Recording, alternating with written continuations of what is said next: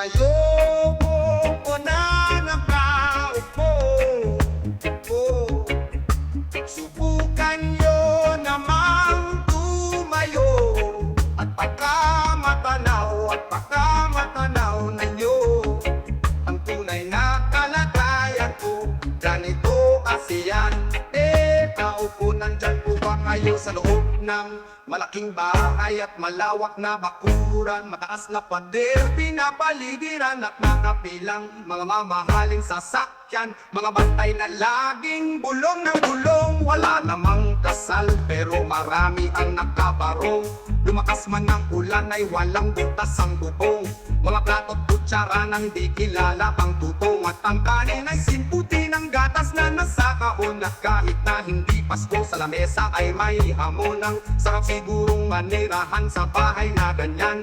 Sabi pa nila ay dito mo rin matatagpuan ng tao na nagmamay-ari ng isang upuan, na pag may pagkakatao'y pinag-aagawan. Kaya naman hindi niya pinakakawalan, kung makikita ko lamang siya ay aking sisigawan. Kayo po na nakaupo, oh, subukan nyo namang tumayo at pagkamatanaw ninyo ang tunay na kalagayan ko.